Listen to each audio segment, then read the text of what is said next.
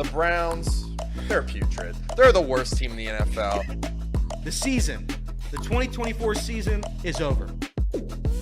Lamar Jackson can't win the playoffs. He'll win a third MVP, though, so that's great. Drew Sample is the most important piece of the Bengals offense next year. Go Joe Burrow. He deserves to be MVP. I wish he was the Browns quarterback. Kind of mean that.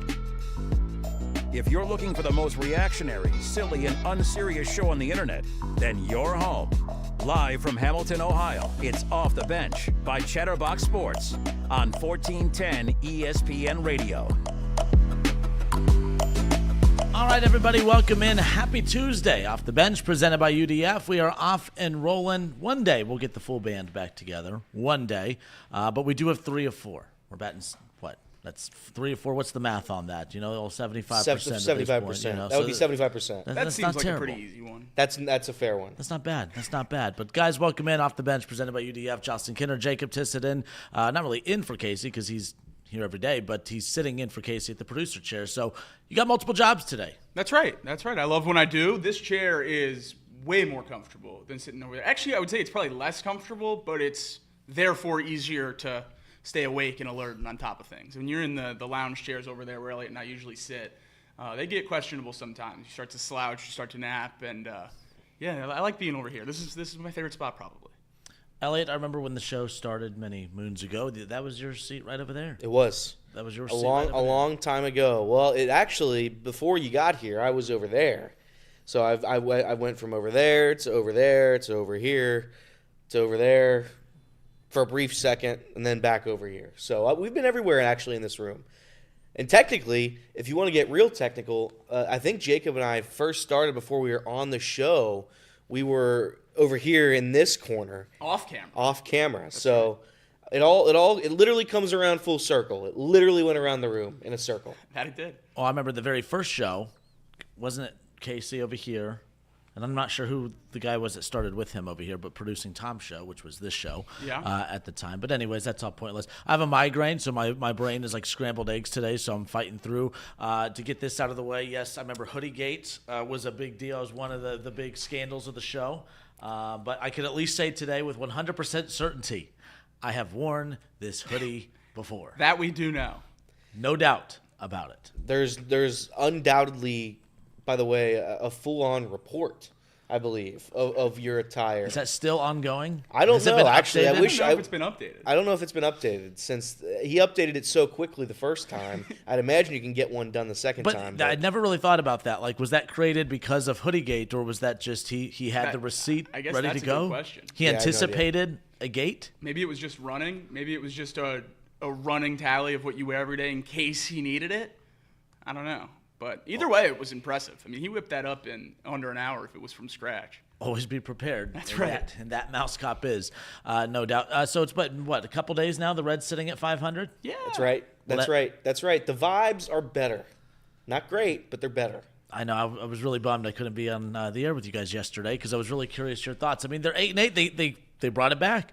16 games in, still a lot more to go. They have a lot more time to disappoint us still, but I mean, it's already been a fun 16 games. I wouldn't say it's been a fun 16 games. It's been a 16-game stretch, certainly, that will be remembered as a 16-game stretch, much like many others. I'm going to try not to overreact today. You know, it's a good day. It's Luis Castillo Day. It's Nick Lodolo Day. And there's good vibes reigning throughout Cincinnati with an 8-8 team. But saying that, there's, a lot to be desired when it comes to, I would say, many positions on this team.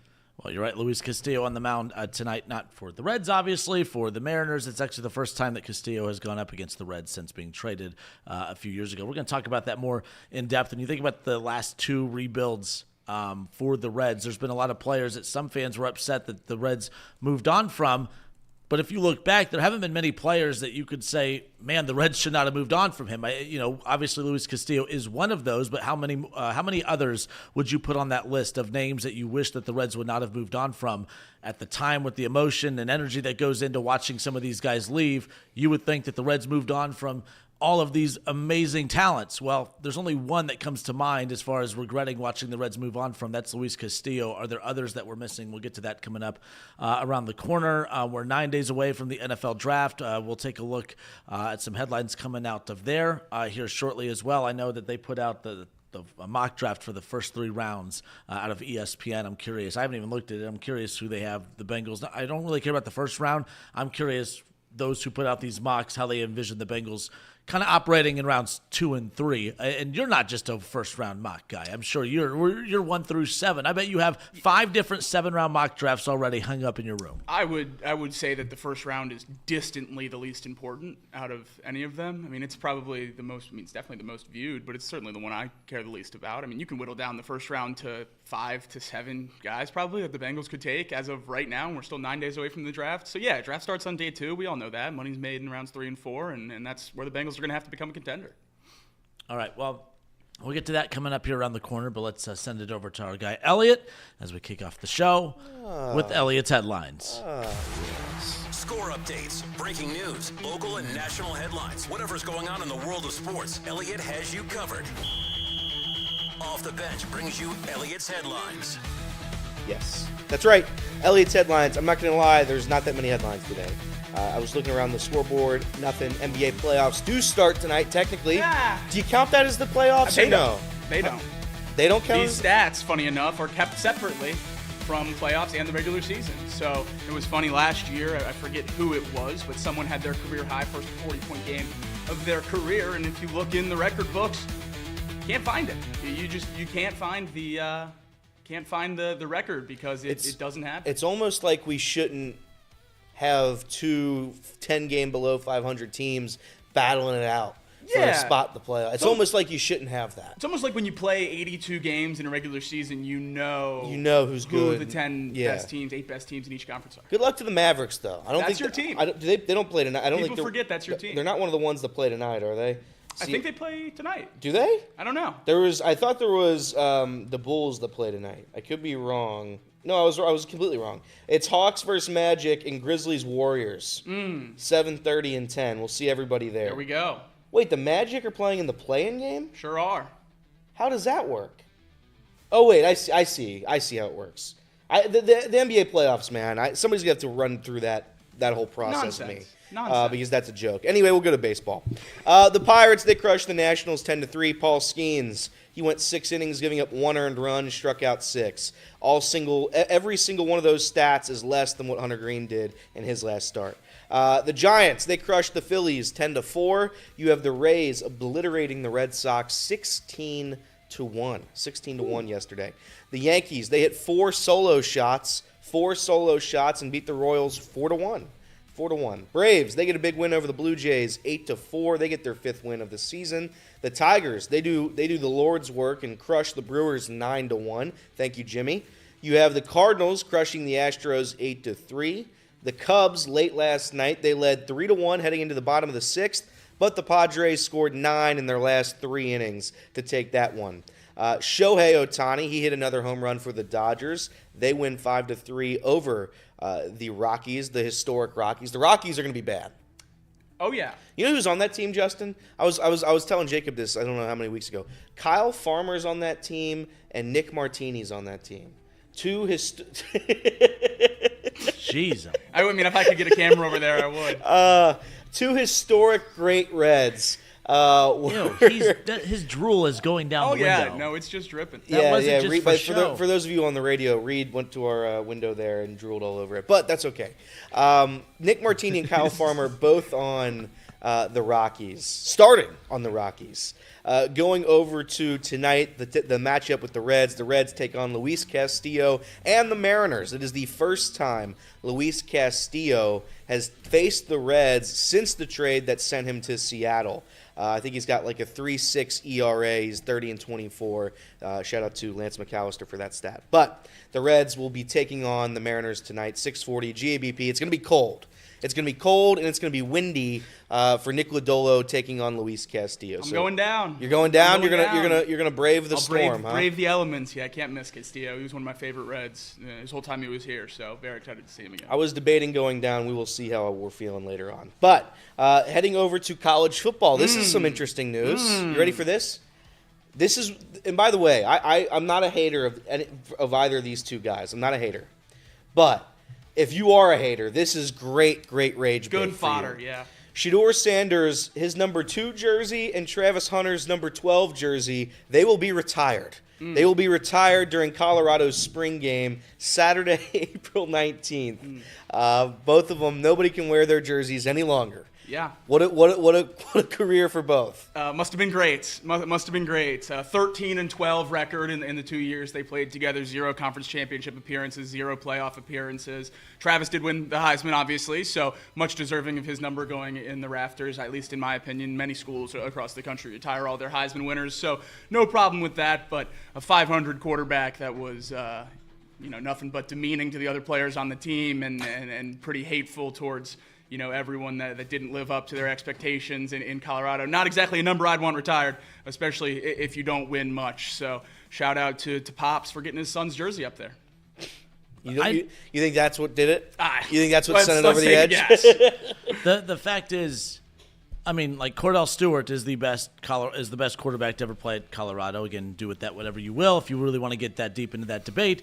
But yes, the biggest accomplishment in Shedeur Sanders' career is who his dad was, and I don't think that's a hot take. I mean, my goodness, they are acting like those two, the duo, brought glory to Colorado, something that has never been there before. No, they didn't beat top 25 teams. They made one bowl game in 2 years. They didn't make the playoffs. They didn't make the playoffs in the 12-team expanded playoffs. Like, again, I'm fine with the Travis Hunter ones. That's easy. He won a Heisman, But I'm here to tell you, though, even if he wouldn't have won the Heisman, he still would have had his jersey retired, and it would have made this conversation even more hilarious at this point. Travis Hunter, no problem with his jersey being retired. I think everyone that wins a Heisman gets their jersey retired. It'd be weird if you didn't. But I do find it interesting that Shedeur's jersey will be retired. Yeah, no, it's nonsense. It's absolute ludicrous. It's it's a ludicrous notion. To retire Shedeur's number. I mean, that truly one of the more out of every retired jersey. I'd argue, and probably the history. Craziest? Yeah, I think that one might be. I will have that information ready for tomorrow's box lunch. Because I will find the craziest retired jersey. Like, there's several great UC players. Oh, I have the answer. What? Distantly the worst retired jersey.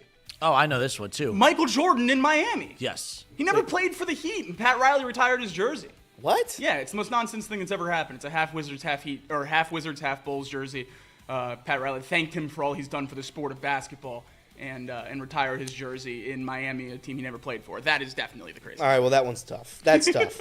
And finally, this is all we had today. Shedeur is working out with the Giants on Thursday. Yes. On Thursday, after the Giants said they didn't want to work out with Shedeur. Yeah, this one certainly seems interesting. A lot of the information coming out around Shedeur Sanders is that he's falling down draft boards pretty drastically. It was reported yesterday or 2 days ago that the Titans were certainly leaning towards Cam Ward. That seems like a done deal for a long time now. Second, the Browns leaning towards Travis Hunter, basically locked in there in terms of all the betting odds and everything along those lines. Number 3 is where the toss-up comes in between Shedeur Sanders and Abdul Carter. It seemed like the Giants were leaning Abdul Carter. They canceled their workout with Travis Hunter and Shedeur Sanders after the Colorado Pro Day.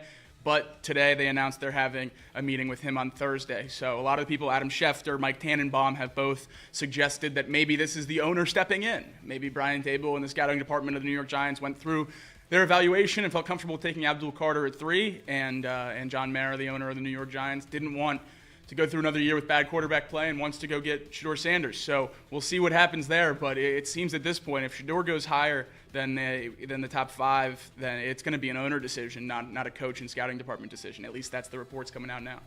Yeah, the two teams that Shedeur's kind of been linked to or was linked to at one point, you look at the Browns, they go get Kenny Pickett, and then they get Joe Flacco. That was kind of them waving the flag of saying we're not going the Shedeur route at this point. And then you look at the Giants, who go out and they get, obviously, why am I drawing a blank? Obviously Russell Wilson, but they get Jameis Winston there. So once you got Jameis, it didn't mean that you weren't going to go Shedeur if he was there, but I thought once you got Russell Wilson at that point, you have your starter and your backup as far as that goes. And then, obviously you could talk about New Orleans potentially being in line to kick the tires there.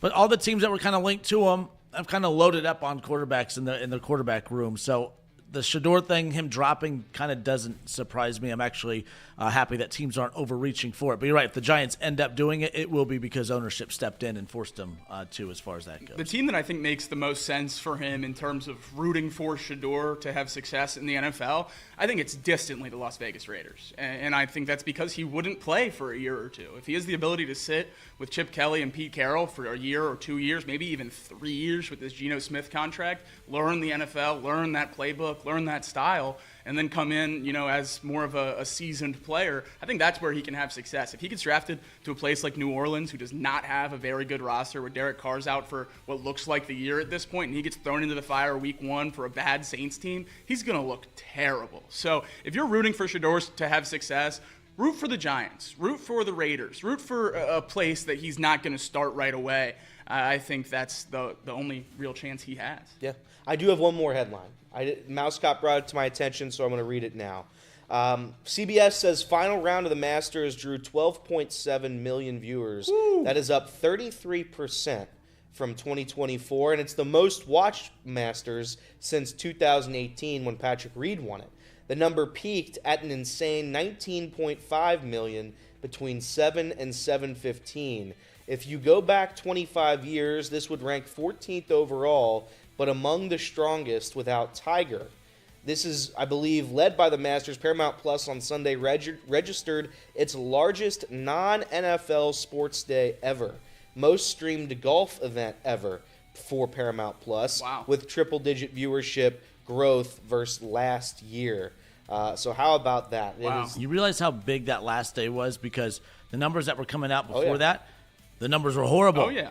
The ratings for the Masters were actually horrible to start. That's how strong that finish was. That finish was so strong that it basically wiped out the horrific ratings for the beginning of that. And now we're putting it in one of the most viewed ever. And again, the drama, the storylines, the star power, all of that showed up for the Masters on the final day, which that's how strong that final day was. I didn't realize that, but that's interesting of how strong Sunday was compared to how weak the first couple of days were. But yeah, that was one of the more entertaining, if without Tiger, definitely, no doubt. Shout out to Justin Rose for giving us. That's right. It was Justin Rose's Masters. Without Justin Rose going -6 on Sunday, putting together a phenomenal round. That's right. There's no way all those people are tuning in down the stretch. So that's right. Congratulations to him for, he finished second playoff for one of the best Masters players of all time. But truly a great tournament, and you got to just hope, a guy like that, you just root that one day before he's done, you hope he can put on a green jacket. Yeah, Justin Rose. That's why we were all watching. The main reason, the main event, the biggest draw. There you go. I thought so.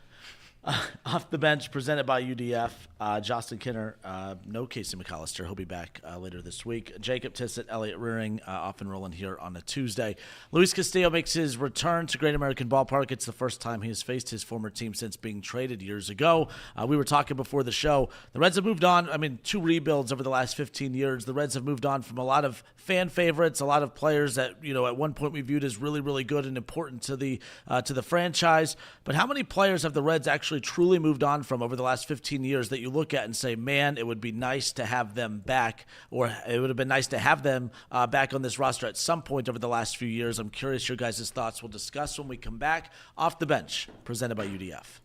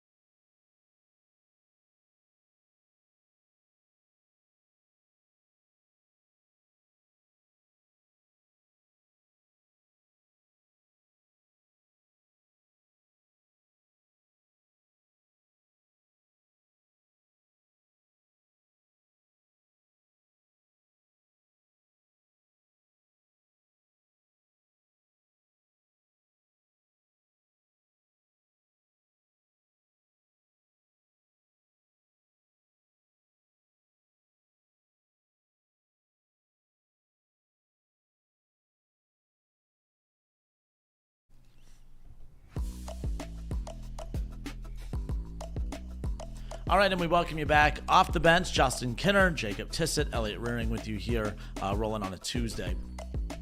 Luis Castillo makes his return to Great American Ballpark tonight. You said you're going, correct? I am very, very excited. That was a soul-crushing moment for me when the Reds traded Luis Castillo. I had just driven back to school, got out of my car, was moving boxes in, and got the alert on my phone.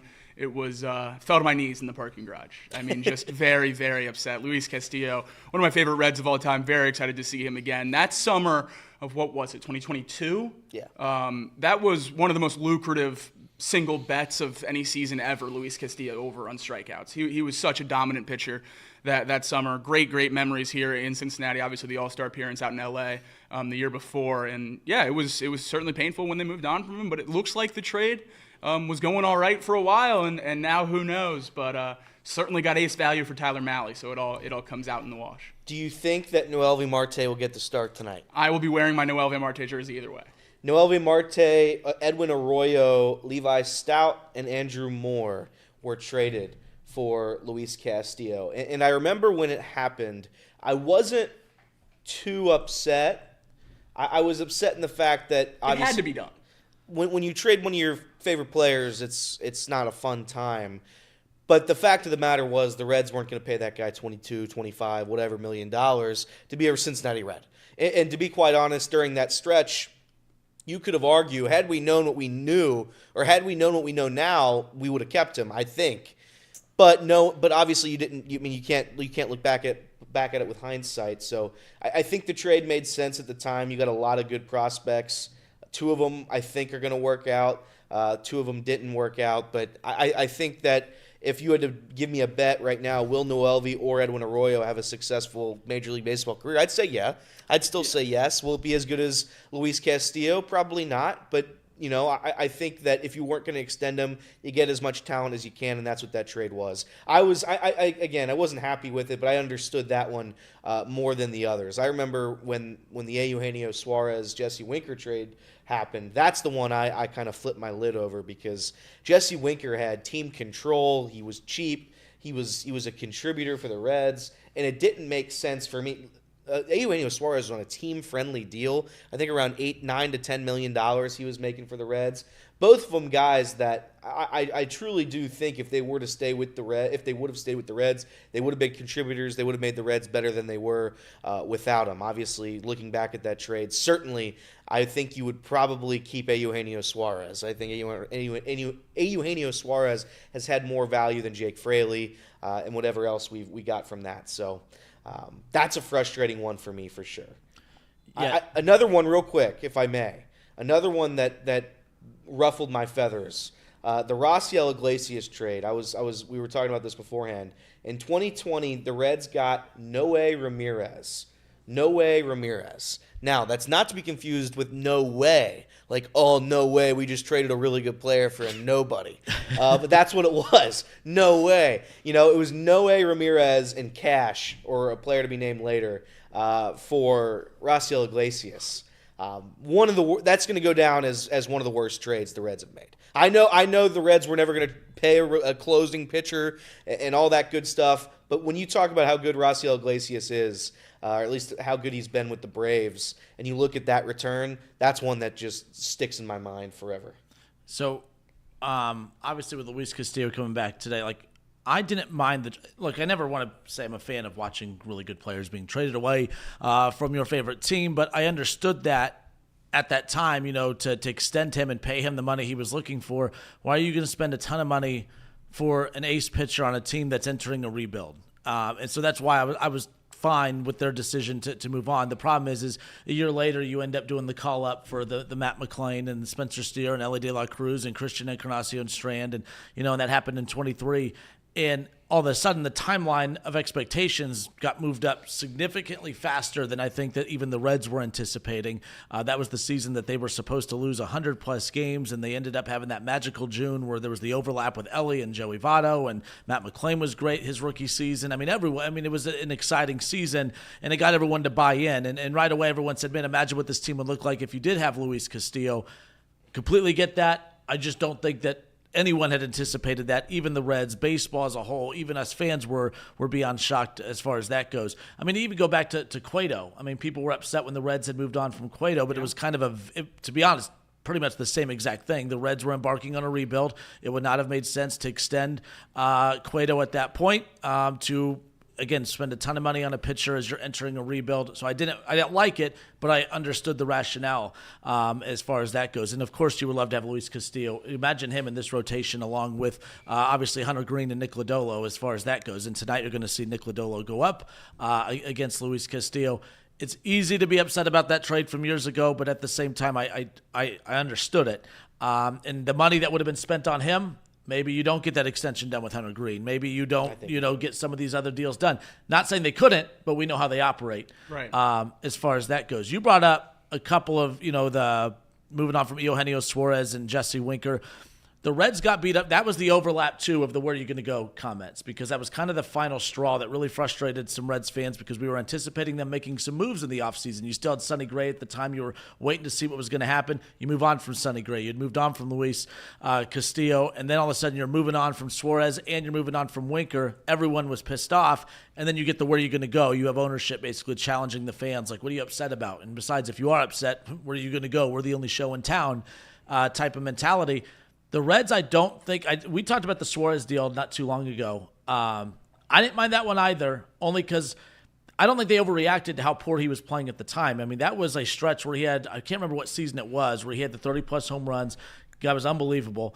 And then next season, his production dipped tremendously, and then that 2023 season, he was just non-existent. Yeah. I didn't mind that they moved on from Eugenio Suarez.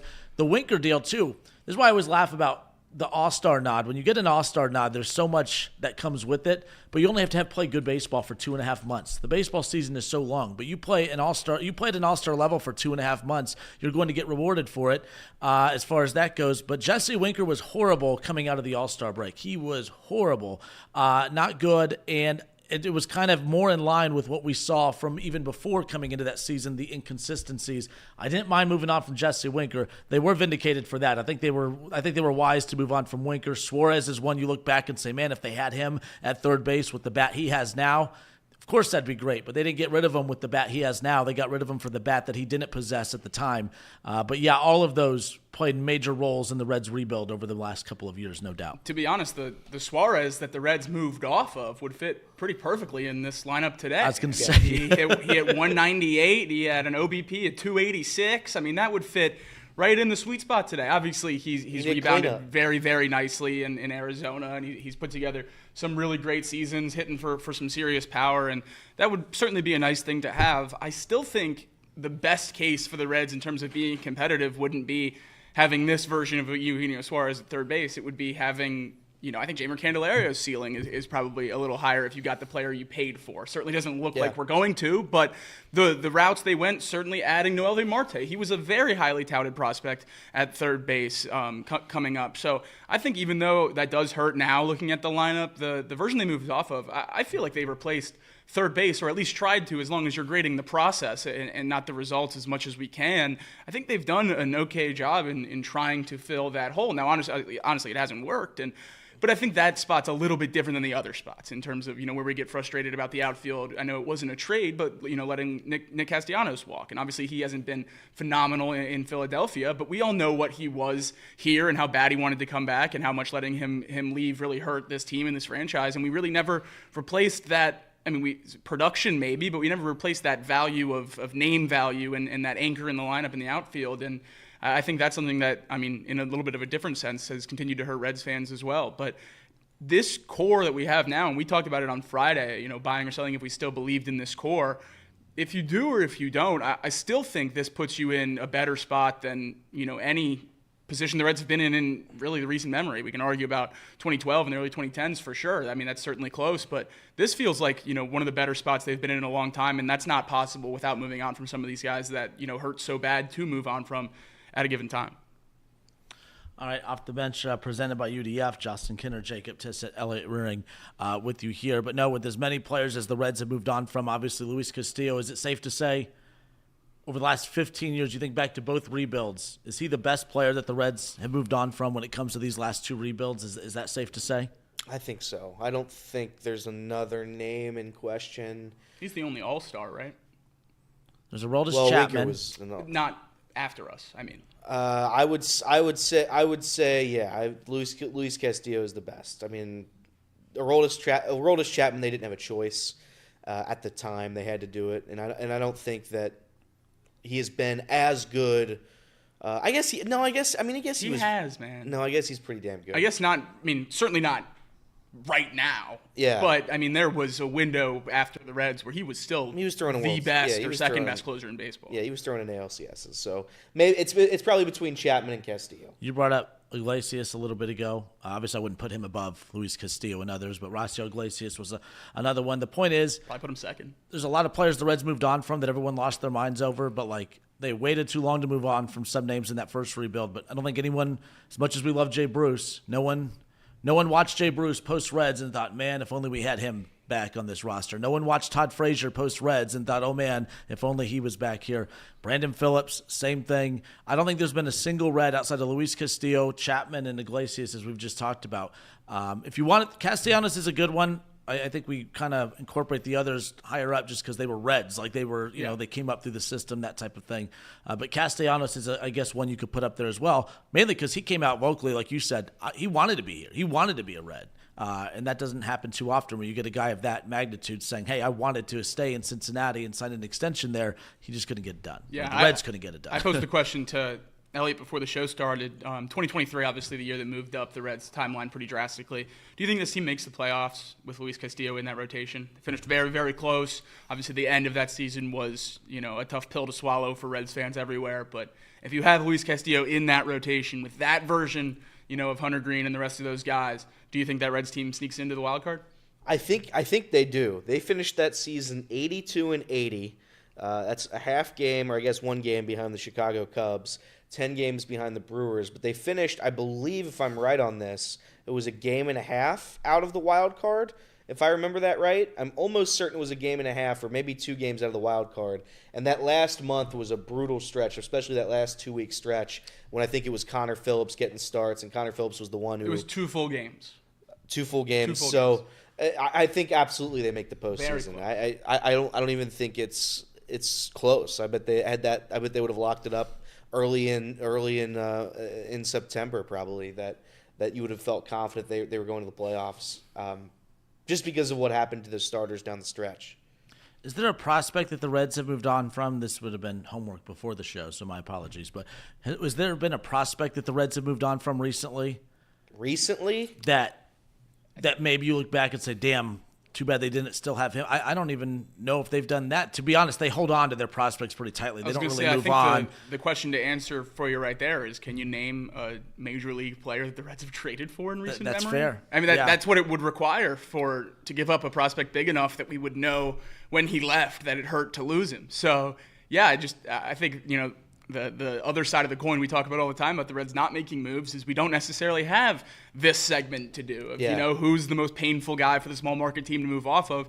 And that does help because there's certainly a world where teams like the Reds could, you know, we could be talking about right now about Elly De La Cruz. You know, if this team goes all in a bad window and it doesn't work out and we're looking at Elly playing somewhere else for, you know, a rental or something along those lines, that'd be brutal. So, you know, at least we don't have that side of it. And certainly you'd like to straddle the line a little bit more than no moves at all. But, it certainly has helped at least a little bit. I don't know if they've moved. I can't really even think of the last prospect that the Reds had and gave away because I remember we were rattling off some of them yesterday, like Jeter Downs, who traded away, hasn't really amounted to anything yet. Taylor Trammell didn't amount to anything. So there's been a lot of guys that have come and gone and haven't really become anything elsewhere either. So I don't think Jose Siri, was he a Red? I think he might have been. He was in the system. Yeah, he was in the system too. So maybe Jose Siri. I don't know. I don't know who that answer would be. He had like one of the longest hitting streaks with the Dragons for a stretch too. Really? Yeah. He mashes in Tampa. So. I was gonna say he's been an okay player. I just wouldn't call him, you know, a universal success. Yeah.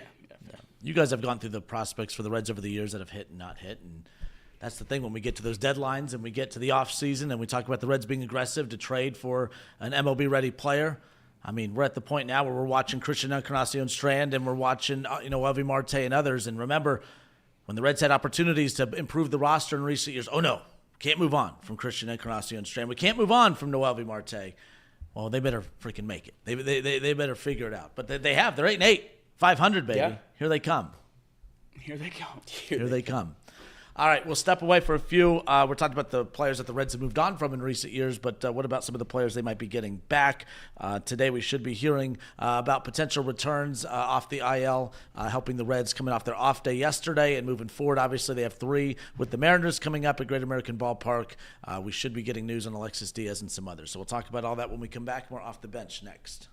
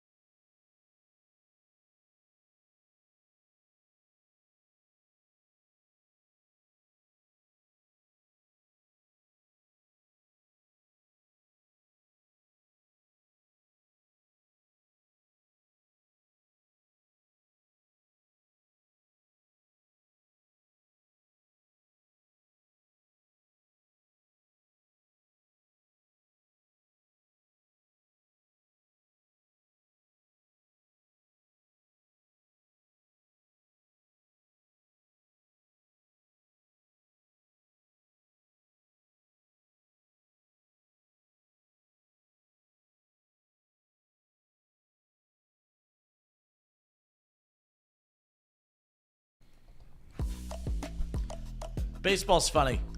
Coming into the season, we thought, man, I can't believe all we got was Austin Hayes in the outfield. Austin Hayes stinks. That's our big bat that we got crawled. That was the big bat that the Reds got in the offseason. My goodness, that's the outfielder that the Reds decided to improve this team with, and we weren't satisfied with it. We were underwhelmed with it, and then we started the season without him. And now we're excited for Austin Hayes. I think Austin Hayes did this on purpose. I think that he wanted to feel appreciated. I think he wanted to feel like he was coming in to make a difference and to save the day. It only took 16 games, but I truly believe if Austin Hayes is back this week, it sounds like he will be. He's here to save the day. The excitement level for Austin Hayes as we sit here in mid-April is drastically higher than where we were at mid-March. Maybe not. Maybe based on the... I like Austin Hayes. I think he's a nice guy. I have nothing. They're all nice guys. That's what it comes down to. All these guys that we've got here, they're all good guys. They're all nice guys. Yeah. You want to take them to dinner. But when it comes to playing baseball, I mean, what percentage of our active roster do you think are better guys than baseball players? 99. I was going to say we got a few. 99%. We got a few, and I certainly don't want guys on my professional baseball team to be better guys than they are baseball players. It's no knock on Austin Hayes. We read the stats every day, like they're going to improve when we read them. They're bad. I mean, the offense is woeful, and that includes Kinner's guy, Ellie De La Cruz. He hasn't played up to probably Ellie De La Cruz standards. He has a 280 OBP. That's not going to get it done. A lot of these guys aren't getting on base. And as Billy Beane said, as Brad Pitt, as Billy Beane said in the Moneyball, how do we win games? You get on base. That's what we do. And the Reds have been unable to do that. They rank dead last in on-base percentage in Major League Baseball. Can Austin Hayes help improve it a little bit? Sure, a little bit. He can help a symptom, but he's not going to help the disease. And that disease is, unfortunately, they can't hit. They can't hit, and they can't get on base. They can't draw walks. So that's what the Reds are going through right now. Saying all that, could Austin Hayes help? Yeah, sure. And I think the offense is going to get better than where they are right now, which is absolute trash. Eventually, that number is going to climb because it has to. It literally has. It can't get any worse than it is right now. And once that happens, and hopefully the pitching staff can stay consistent, I think that's all of our not our big concern, but our big hope is that the pitching staff can be able to have this amount of success throughout the course of a season. Hopefully Hunter Green and Nick Lodolo are healthy. Hopefully Brady Singer is healthy. Hopefully Nick Martinez can find a role that he feels comfortable in at some point during this season, and they let him develop that. Andrew Abbott, hopefully he's healthy. And maybe by the time, and if they're not, maybe by the time that one of them goes down, we're going to have a Rhett Lauder. We're gonna have someone else, a Chase Burns type of player up here ready to replace him. The Reds have pitching depth. and I'm not too concerned there. In terms of the lineup, Gavin Lux isn't doing it. Austin Hayes isn't doing it. They didn't do enough. I mean, they flat out didn't do enough offensively. But saying that you don't have to be the world's best offensive team to win games when Hunter Green doesn't allow runs in 50 straight innings, So you just have to be more competitive than they are right now. Tonight, I imagine it is going to be a 1-0 game. Yeah. If you had to ask me what goes on between Luis Castillo and Nick Lodolo tonight in the cold, in the wind, I'd imagine under 4 hits for each team, and I would say under 2 runs for each team. This is going to be a low-scoring pitcher's duel. That's going to be fun to watch for us if you're watching it on TV, or maybe if you're at Great American tonight, maybe it's going to be fun there too. Game of the year, Nerfy. And that's right, Game of the year, Nerfy. I saw it. I bet first inning tie -150. Okay. I always do tie in case something happens in the top of the first, but we'll see. I'm more confident in the Reds than I was last week, but it's a week by week basis with this team. No, like Austin Hayes. I mean, it was. But the irony, though, with how down people were on Austin Hayes coming into the season, but now there's excitement level because he is returning to the Reds. And when I say returning, he's not really returning. He's just debuting with the Reds because he has yet to technically play. I mean, he had a solid spring. Do with that what you will. I mean, look, quite a few guys had solid springs, and look what happened come opening day and so forth. So we'll see. The bottom line is right now, I will say this. If the Reds would have obviously dropped 2 or 3 against the Giants and dropped 2 or 3 against the Pirates, and then we're getting Alexis Diaz and Hayes and these guys back, I don't think this moves the needle at all. But I think the fact that the Reds have one of the best pitching staffs in all of baseball, and you're having reinforcements coming back, you're getting Matt McClain back, you're getting Austin Hayes back, Alexis Diaz, so we'll talk about in a second. I think that's what makes this a little bit, not exciting because that sounds kind of goofy, but I do think that adds to the optimism coming out. Is this team winning this division? Is this team making the playoffs? I don't know, but I feel a lot more confident about saying that now than I did even a week ago. So good for the Reds for responding, because coming out of that Brewers series, I was very close to checking out. I was pissed off because that impacts this show, that impacts all of our content that we do here, because the Reds are such a heavy driver in that. And to have potentially our content slow down because the Reds decided to not want to play baseball to start the season was kind of a blow. I like that there's life in this team. Good for Terry Francona for riding the ship a little bit. We'll see if they are completely out of the murky waters and if they can continue that momentum with this series. They got the Cardinals down the road. They have the Rockies around the corner as well. But they got to get through the Mariners first, and we'll see if that momentum could pick up tonight. But you talked about, we're at Prasco last week. I really appreciate how quick Reds games go now. Oh, yeah. Because those college games just are brutal with how long they go. But the Reds are the perfect team to be a fan of if you want to go to the ballpark quickly. On a cold night like tonight, Jacob, good for you. You're going to go watch a team that can't hit and a team that can pitch. There we go. In and out, 2 hours. I think that's a solid ballpark time right there. Yeah, So. I'd be all in, yeah. I think the Reds going into opening day really gave themselves one chance at being competitive, and it's if every single player penciled into their opening day lineup was healthy for 120-plus games and played up to their ceiling. And now, 16 games into the season, we're going to finally get to see close to a full lineup. Still not quite there with Tyler Stevenson still out.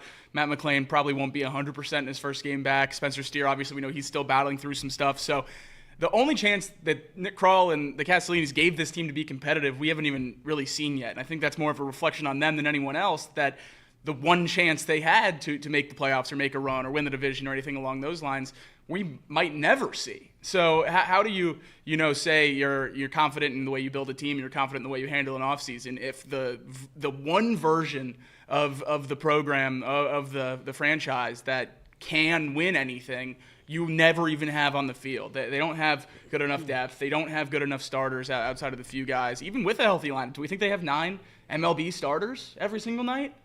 I don't know. Are we sure? So I think that's the most frustrating part. But through 16 games sitting at 8-8, it's nice to have people back. I mean, it's nice to have a chance. If you get McClain at second, you get Austin Hayes in the outfield, we can actually look at a lineup and say, these are the names that play for the Reds, not the Bats. So, I mean, I think that's a pretty big boost for Reds fans, whether it works out or not. When we're sitting here in a week talking about it, these next few games are going to be much better with the lineup that we at least expected to start the year. Are you, you mentioned Alexis Diaz. Alexis Diaz, not that he doesn't have a role right now, But I look around, and by the way, shout out to Tony Santon. It's his birthday today. I just checked on Reds Twitter. Shout out to happy birthday, Tony Santon. But like I look at the closing role for the Reds, I'm okay if Alexis Diaz doesn't have that closer role. I'm okay if they rock with what we got going on, because Santon's been that high leverage guy. He's been the Fernando Cruz. He's been the closer, the pseudo closer, as it were, and he's been phenomenal in that role this season. I don't think Alexis Diaz is a name that I'm going to get overly excited about this year. I used to think that he was better than what everybody else was saying. I thought he was a confident guy when we came out to the ninth. You're confident in his ability to get 3 outs.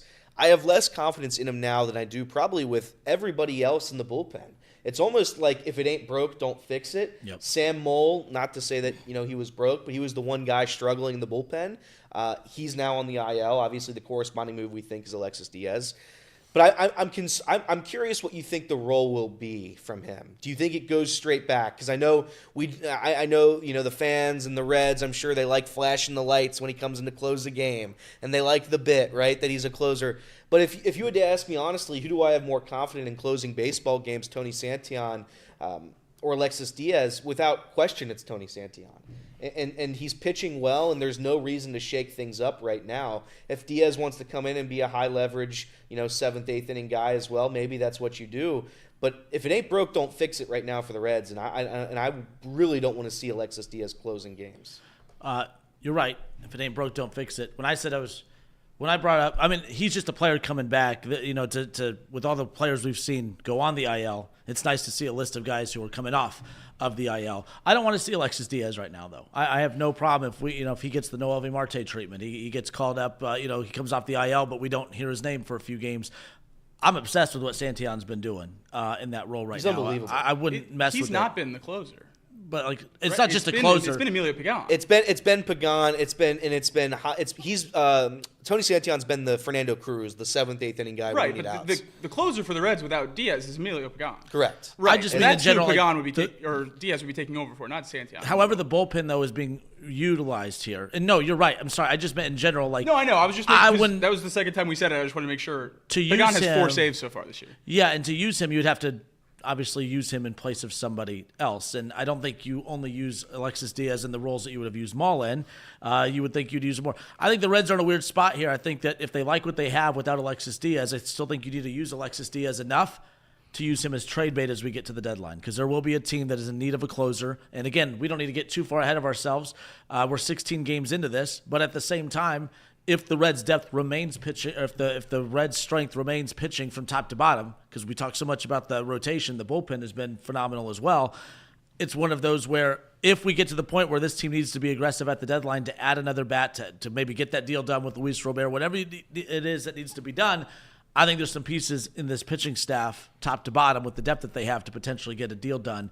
That's where the Alexis Diaz thing is interesting to me. You need to utilize him. You need to use him to show that he still has value on the field and in the trade market. I know we're not thinking about that as we sit here in April, but I do believe that will play a role in how they think how to use him moving forward as well. I think there's certainly a role for Alexis Diaz in this bullpen. I think he has to be better than Sam Moll or Brent Suter have been this year. I know Brent Suter's a lefty, so it's a little bit different of a conversation, but certainly Sam Moll, if he's going to be down on IL, you have to fill the body. So Alexis Diaz, I think, is certainly one of the best pitchers out of this bullpen. I would have confidence in him coming into the game. I don't know that he needs to close. I certainly agree with if it isn't broke, don't fix it mindset here. And Emilio Pagan has been great so far. A 1.23 ERA, a .41 WHIP with 4 saves so far this year. That's a fine closer. And if he's not going to blow leads or anything, don't take him out of the role. Let him use it. And if Santon's going to be great in the 8th inning role, that's fine too. But I have a hard time believing that there's a better option than Alexis Diaz for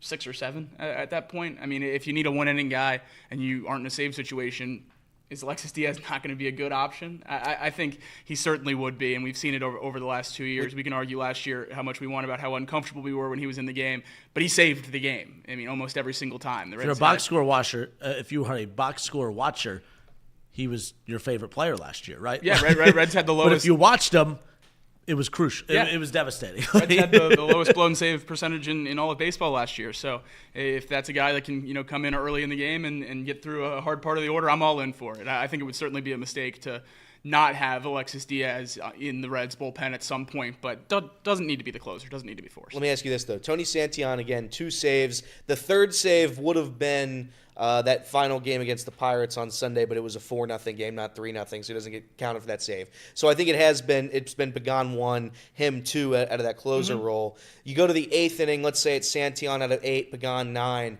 7. Is there a better guy right now than Graham Ashcraft to have 7? I trust a good Alexis Diaz way more than Tony Really? Santon. Really? Not even close. Wow. I think it's just, I'd probably trust a good Alexis Diaz way more than Emilio Pagan. If he's good, he's one of the best closers in baseball. Yeah, that's fair. I just think that as of right now, with the way they're pitching, I don't want to throw anything into their into how they've been operating for the past 2 weeks. I don't disagree, but I still think it's important to use him in the majors. Sure. Because yeah. I guess the main point I have is what good does it do for Alexis Diaz to go 18 pitches, 2 innings, 10 strikes in AAA? That's what he did the last two times he was in. It does nothing for him. Nothing. So, I mean, at least use him. If he's not going to be the closer yet, use him until he's ready, or you think he will be. And if he's not, then he's not. Yeah. You use him the same way you use, Sam Mole and Brent Suter. But to stash him in AAA and have him, rack up 45 saves for the bats, that doesn't do anything for me. I am with Kinner in the fact that I want him to pitch just so we can trade him. That would be great. That would be great. If all 3 of these guys stay absolutely nails, for the first half of the year, we can move Alexis Diaz for a great prospect or an MLB talent. That would be phenomenal. You know how nice it is to hear someone agrees with me? I never hear it. Is that nice? I never hear it. My heart, it just kind of fluttered a little bit. I appreciate you, Ellie. If he's healthy on opening day moving forward, like let's say Diaz was never on the IL, he's obviously being utilized as the closer from the very beginning. I wonder how different this bullpen would have been utilized from the beginning. Now you kind of have to decide how you want to use it. 16 games in, Francona has to decide how he wants to use it with him coming back. But with how well it's worked as of late, I am curious. Like, we're going to find out tonight if it's a save situation. Who's he throwing out there? I can't wait to see that moment. Again, assuming all these guys are being called, we just haven't got that yet. At least I don't believe so. No, we have not. Nothing to that. Either way. All right, Off the Bench, presented by UDF. Justin Kinner, Jacob Tissett, Elliot Rearing with you here. We'll step away for a few moments. We'll pick up with some more Reds talk again. The Reds, as we sit here right now, you seem a little hesitant to dive in, and that's fair. But we'll get to that when we come back. We get to some NFL draft talk coming up around the corner as well. We have more coming your way, more Off the Bench next.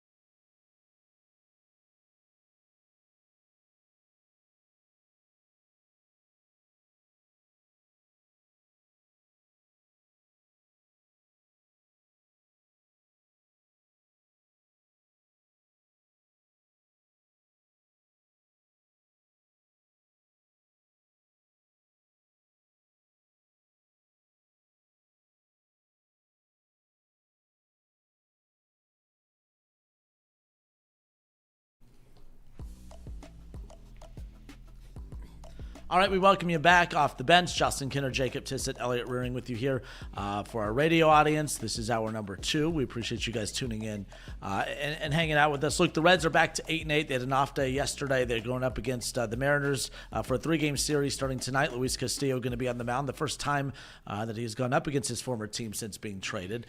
And I love the pitching matchup, Luis Castillo against Nick Lodolo. Bottom line is, if you had, the only other matchup I'd love to see in this series would be Luis Castillo against Hunter Green, but Nick Lodolo, who has looked very good in his last couple outings as well. How refreshing has that been, by the way? Because as dominant as Hunter Green has been, it has been even more refreshing to see the very next day after a Hunter Green outing that you're not really getting much drop-off from Nick Lodolo, and I think that's pretty exciting. Now, to be fair, this is pretty much what Lodolo does every year, though. Lodolo is a pretty damn good April pitcher. If only the playoffs were in April, and then only if the Reds were ever in the playoffs, Lodolo would be a pretty damn good playoff pitcher at that point. My big thing with him is, can he sustain it and keep it up? Because he has shown his ability to do this year in and year out to start the season off hot. But he always gets that nagging injury as we kind of close out April and head into May, and then he'll come back and not look like himself, and then he'll have another stint. Making sure that doesn't happen, knocking on wood, of course. But it has been refreshing seeing as dominant as Hunter Green has been. Nick Lodolo has followed it up with some dominant outings himself. I'm just not going to do the Nick Lodolo song and dance in April. It's fun. I certainly enjoy it. It's great. He has a .9 something ERA. It's awesome. I love it. But check back in 2 months. Like I really, like at this point in his career, he's falling into that group of guys that Matt McClain is very close to falling into, where it's when, not if.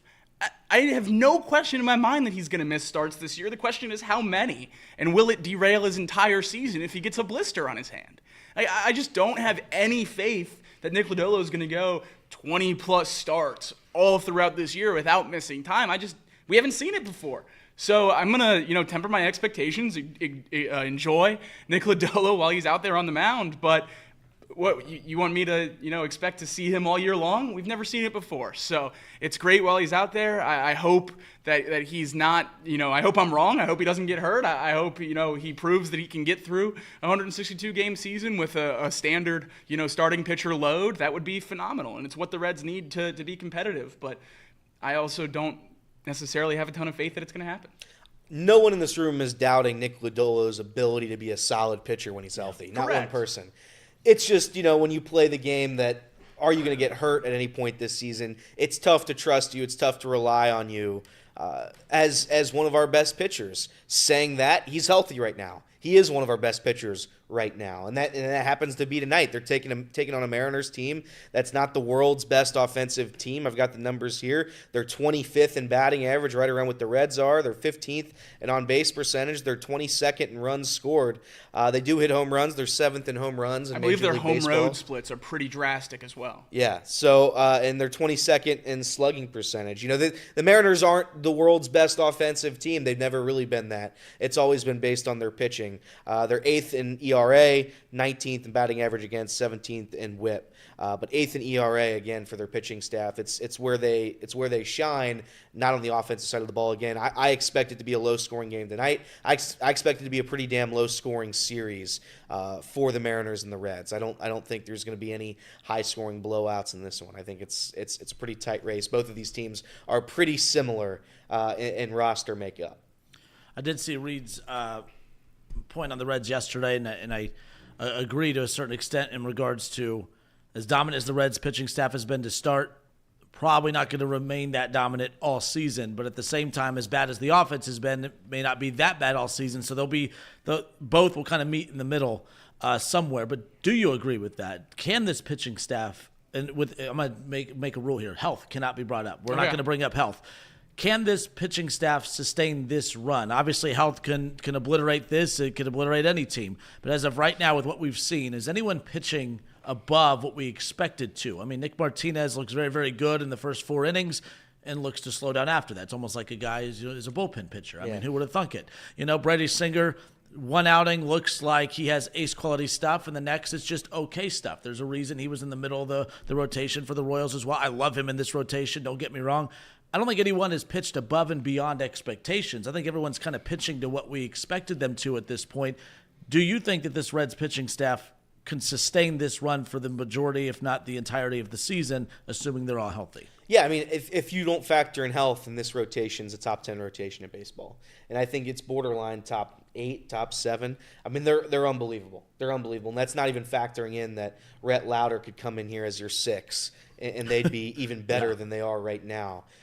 Especially if you remove Nick Martinez from the starting role, which I think eventually is going to happen. I don't know when, but eventually that's going to happen, and Rhett Lauder is going to come up and play for the Reds this season. So, yeah, I think it's pretty damn good. And Andrew Abbott, again, his whole thing is health as well late in the season. Nick Lodolo's is health late in the season. If you're taking away health and they're just really good pitchers throughout the course of their starts, then I'm going to take the Reds over just about anybody in Major League Baseball. Obviously, the Dodgers are better, and there's a couple other rotations out there that are better. But the Reds, bar none, as of right now, especially with the injury stuff that's going on with the Cubs and Justin Steele, the Reds have the best rotation in the National League Central, and it's not remotely close. Yeah, the Reds have a top 5 or so rotation in all of baseball right now, and it's not the best version they have.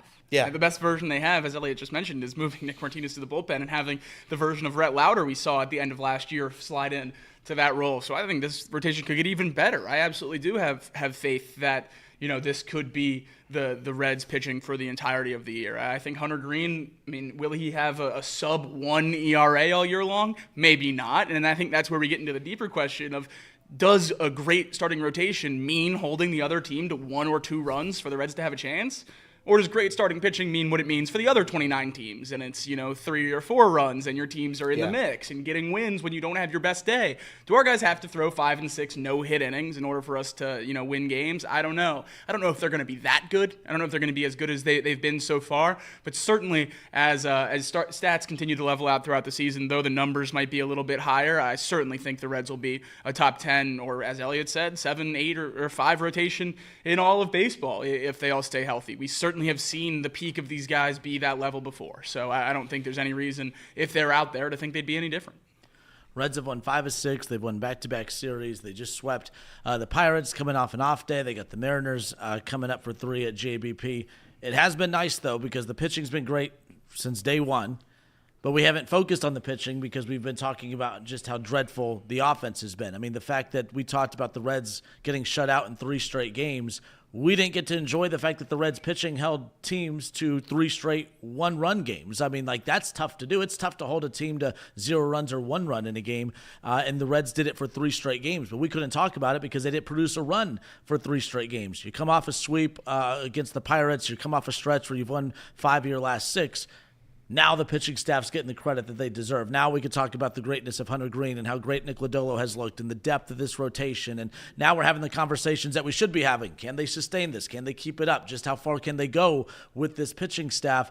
When you're winning games, we get to praise the sides. We get to praise those position groups that deserve it the most. And right now the pitching has just been phenomenal, and they deserve the credit that they've been getting. Hunter Green's getting on MLB Network and ESPN. They're literally doing the debates now. Is he the best pitcher in baseball? I can't go as far to say that yet, but right now he's pitching about as great as anybody in baseball. Did you see that since July 1st of 24? He has an ERA under 1 or whatever it is. He's been the best pitcher in baseball since July 1st of last season. So do with that what you will, but every time I tune into Hunter Green, I keep waiting for him to have that, all right, he didn't have his best stuff today. No, he actually has better stuff than the last outing. It's been pretty fun to watch. It's early, but good for him for having such a hot start. Yeah, every 5th day is must-watch TV for Reds fans. Even in a stretch where, we had shutouts and the offense wasn't going and it was painstaking baseball to watch, you knew Hunter Green was on the mound, I got to watch. So, yeah, if this team can get exciting and go on a run and have a more fun record. Elliot and I have talked about this, ad nauseum in this office. How big can Ellie De La Cruz and Hunter Green's persona get if this Reds team gets into contention? Just imagine if these 2 guys were in a big market that was competing for the playoffs and World Series every year. They're already at the forefront of national media and conversations. Just imagine what it means for this town and this team. If the Reds got into contention, we would be one of the major players in baseball in terms of star power, and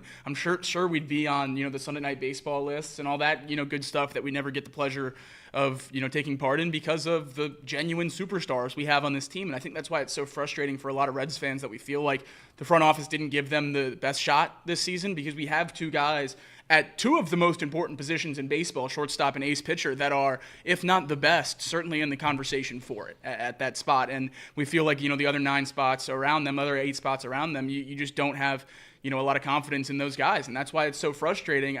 When you have pieces that are so hard to get, you got to go all in, especially when you're in this situation. It's the same conversation we have with the Bengals. You finally have, Joe Burrow at quarterback. You finally have Jamar Chase at wide receiver. Why are you pinching pennies? Why aren't you going all in? You don't know if you're ever going to have this again. And it's certainly a little bit more poignant for the Reds just because of how free agency works and the role of the dice in the draft and with prospects. You don't know that you're ever going to have this chance again. So I'm certainly going to enjoy watching these guys, but I hope until they're done that they actually get a chance with a competitive lineup. We'll see what happens here. And again, so early in the season, we're all talking about what can happen, what will happen throughout the course of the season. Take it game by game. Take it series by series. The Mariners are hot as well. The Reds are hot. The Mariners are hot. They're coming off a sweep of the Rangers. They just swept the Rangers pretty easily, and they've won 5 of their last 6. So 2 teams meeting up at probably the wrong time for both of them, and we'll see who wins this series. If you had to predict right now how this goes, because we were talking about it yesterday and where the Reds season kind of started to derail. It was right around the beginning of the year. You play the Mariners. We went to Seattle. The Reds went to Seattle, got swept by the Mariners, and that started kind of, all right, what's going on here? What's going on here? And that started the trend that maybe the Reds weren't as good as we hoped for before the season. This is a big litmus test for the Cincinnati Reds, and I really do think the Reds are better. I know we don't get Hunter Green this series, but I think the Reds right now are better than the Seattle Mariners. It's not a high bar to climb, but I think the pitching staff's going to match them in every aspect, and it's just who can get a hit. So you're either taking J-Rod or you're taking Ellie, and I'm going to take Ellie. I'm going to say a 2-1 series win starts tonight with a win. Because it would have to. They have to win the night, right. Because if they don't win the night, obviously they've lost 33 series in a row without winning that first game. Do you think that they break that this year? No. Do you think they lose a game 1 and win a series at any point in time in the 162? No. Come on. Nope. Have a little optimism. Nope. We head into every series with just the hope that the Reds sweep that series. So to test that theory, you would have to root for a Game 1 loss, That's true. That would be tough to do. Either way. All right, we'll step away for a few moments. When we come back, we talked about how great the pitching is. Who's the weak link in this rotation? Who's the worst pitcher in this rotation? I'll get your thoughts on that. Plus, Kirby and Trace on the Chatterbox Reds, they put out their top 5 Reds players, regardless of talent. What were the parameters? What were the rules? Top 5 Reds, just your personal favorite list, despite what they did on the field. It's just what you remember of them, basically. So you're not taking Ken Griffey, Votto, Pete Rose, Johnny Bench. You can't take them, but you're going to take whoever just made you feel warm inside. That's how I took it. When you think of the Reds, when you think of growing up watching the Reds, who do you think of the most? Fair enough. All right, we'll get to that when we come back. More Off the Bench next.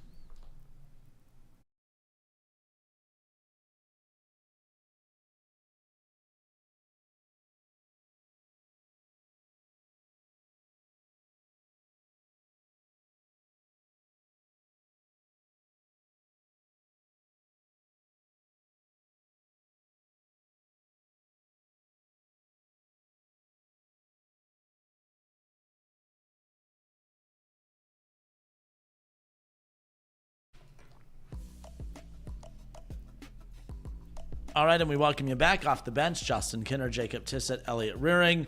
OTB presented by United Dairy Farmers. We talked about how great this pitching staff has been for the Reds, but obviously, we feel pretty confident regardless of who's on the mound for the Reds right now. They just got Andrew Abbott back recently over the weekend, which was nice to see that, of course. 1 through 5. 5 very, very good pitchers in this rotation. You're having guys right now, obviously in Hunter Green and Nick Lodolo, who are putting up just nasty numbers at this point. Who's the weak link in this rotation? Who's the guy that's up that when Hunter Green's up, you expect them to win? Nick Lodolo, you expect him to win. Brody Singer, one of the biggest names that the Reds got in the offseason. He's been phenomenal to start as well. You have Nick Martinez, who the qualifying offer was, 21, 22, whatever it was, $500,000 million. So that every time you bring him up, that gets tied to him right away. And then, of course, you just get Andrew Abbott back. Andrew Abbott, though, has had a string of years where he's been a very, very good and reliable pitcher for the Reds as well. Who's the weak link in this rotation right now? I think arguably it's one of the deepest that the Reds have had in forever. Who's the weak link in this rotation? Yeah, I think it's going to be pretty unanimous. And no disrespect to Nick Martinez, but when people have hesitations about paying a reliever to be a starter, this is kind of why. It's early on in the year. I understand that. He was solid last year. He earned $21 million. But for the Reds specifically, I thought that was a tough deal to make if you weren't going to address the offense at all. Nick Martinez is a 6.06 ERA through 16 innings, 16 hits allowed, 11 earned runs allowed, 3 home runs allowed. He's been the worst pitcher on the staff by a significant margin. And it's probably why he should be in the bullpen and why people have those doubts about paying him $21 million.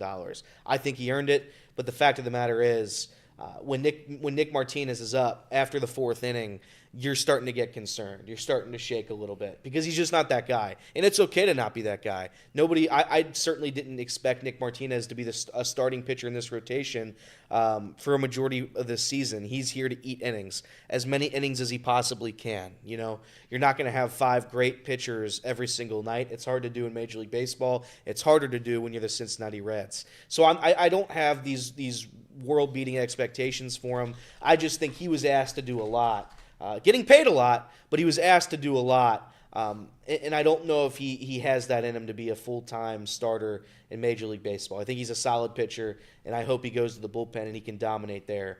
But as for Nick Martinez as a starting pitcher, there's nobody else I feel as bad about as I do when he's pitching. Yeah, 3-4 starts into the Nick Martinez saga as a full-time starting pitcher for the Reds, and it's pretty clear that he's not. It's pretty clear that his position should be in the bullpen, and we're going to find out, sooner rather than later whether or not the money keeps him in the rotation or not. Yeah. Because I think it's pretty clear that it's not where he belongs. And if Rhett Lauder, tears it up in AAA, Chase Burns did 2 amazing starts in Dayton. Maybe he can fast track through this thing, and we're having that conversation a little sooner than we expected to, maybe in a couple months. So who knows what it is, but I do know one thing for sure, and that the Reds' best rotation, if everything goes according to plan, does not involve Nick Martinez.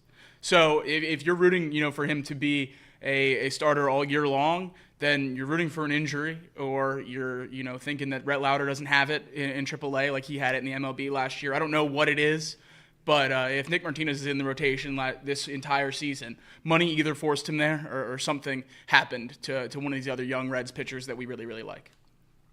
Yeah, and it keeps going back to that contract too. And again, we just talked about the depth of the bullpen.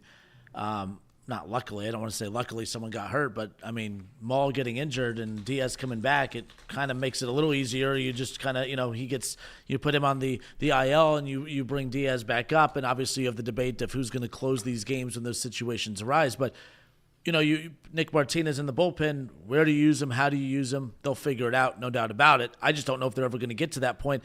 That $21 million is a lot of money, and I do think that played a huge role in him starting the season in the rotation. To be fair, though, his performance as a starting pitcher last year also put him in a position to be deserving of starting the season in the rotation. He hasn't been god-awful, but he hasn't kept up with how dominant this rotation has been with everyone else. The problem is you're getting 3 very good innings out of him.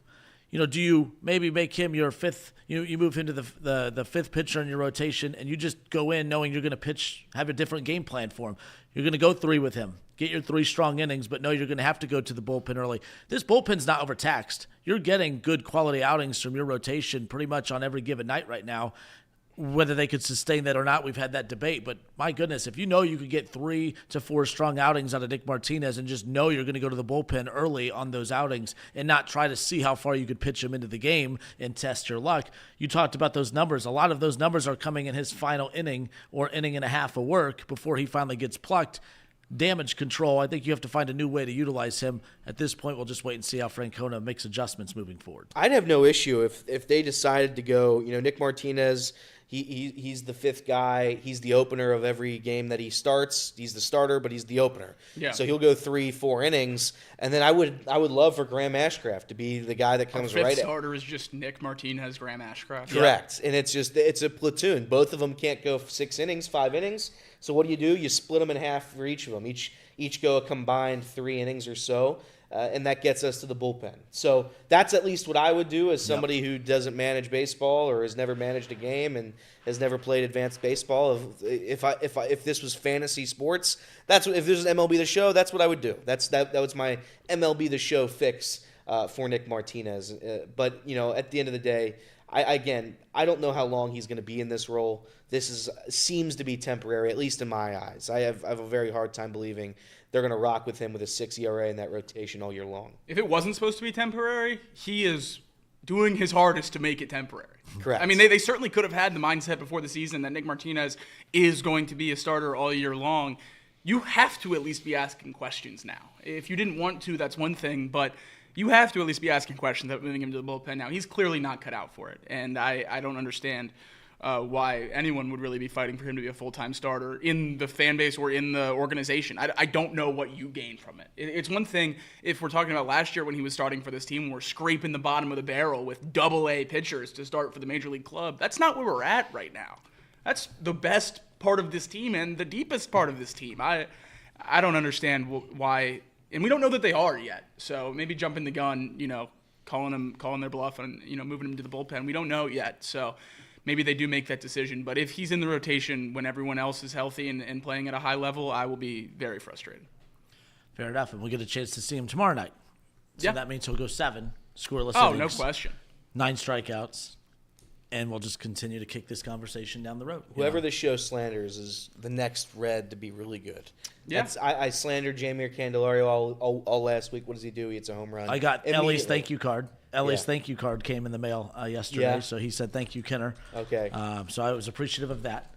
They're on it. They're watching and listening. They're paying attention. They're keeping notes for sure. Speaking of that, those who are watching right now on the stream, please give the stream a little thumbs up. Give the stream a like. We really appreciate that to help us, obviously grow the shows, to help with the algorithm. So please give the stream a like for those who are in the stream and chat right now. We appreciate you guys nonetheless. All right, let's carry on with this conversation. So Trace and not Trace and Elliott, but Trace and Kirby on Chatterbox Reds, they put a list together of their top 5 favorite Reds players, regardless of talent, just any of the top 5 Reds players that just brought some joy to their fandom, if you will. And I know that you two kind of put your own list of 5 together. Elliot, I know you were pretty intrigued by this as well. I was. I tweeted out my list yesterday in response to it, so we'll see how many of you guys agree with. Put your lists in the chat. Put your top 5 favorite Reds in the chat. Play along. If you're a chat member, do it. I want to see everybody else's list.